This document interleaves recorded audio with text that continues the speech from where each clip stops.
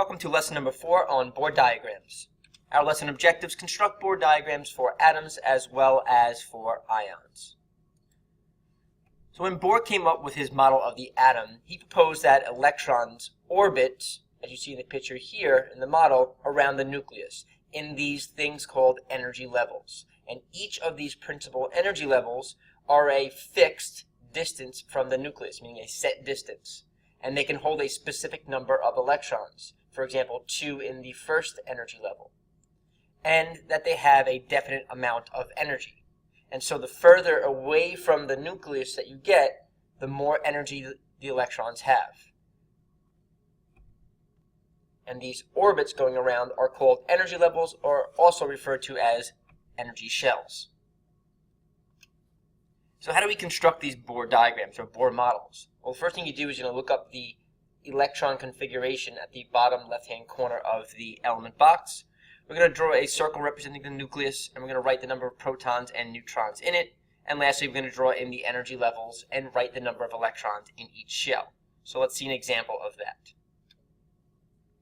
We want to draw the Bohr model of magnesium. So I locate magnesium here.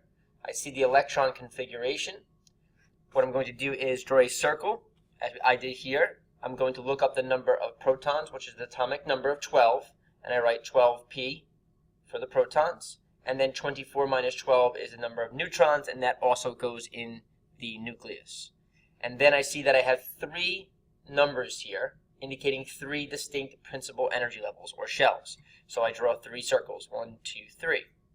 And then I'm going to write in the number of electrons that go in them. In the first shell we have 2, so we can write 2e minus. In the next one we have 8, 8e minus, and the last one 2e minus.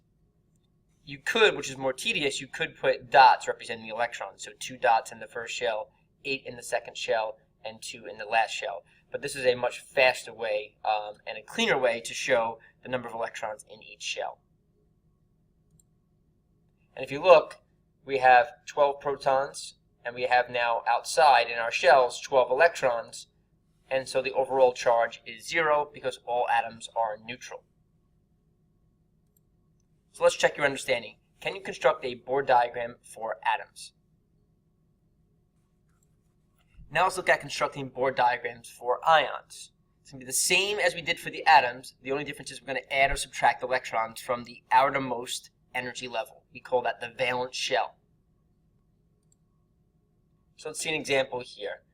Going back to our magnesium, so we had it all set up as an atom. We had 12 electrons in 3 distinct principal energy levels. But now if you look, this is an ion. How do I know it's an ion, not an atom? It has a charge here, +2.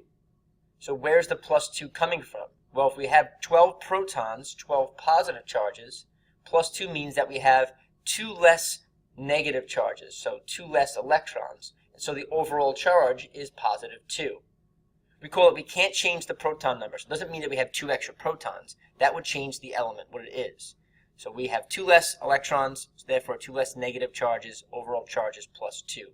So what happens? We're going to lose 2 electrons, and it's going to happen in the outermost shell, that valence electron shell of electrons. And so we lose those electrons, we also lose that valence shell. And you notice then that the overall size of the ion for the positive ion is much smaller. Looking at electrons, we have 2 plus 8 is 10 electrons, and we have 12 protons. Again, that's why we have a +2 charge on the magnesium ion. And let's look at an anion, so a negative ion. So oxygen carries a -2 charge.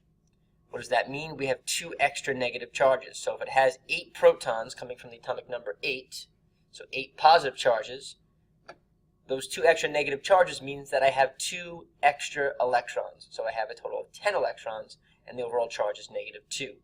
So here's the configuration for the atom, which is 2-6. So 2 electrons in the first shell, 6 in the outer shell. And now we're going to add 2 more electrons to that outer shell. So now I have a total of 8 electrons, which I'll rewrite. So 2-8. So again, now since I have 10 electrons in the outer shell and only 8 positive charges in the nucleus, it carries that -2 charge, and that's why it's an ion. It's an anion. And the size of this ion is going to be slightly larger than the atom. Let's check your understanding. Can you construct Bohr diagrams for ions? At this point, you should be able to construct Bohr diagrams for atoms and construct Bohr diagrams for ions.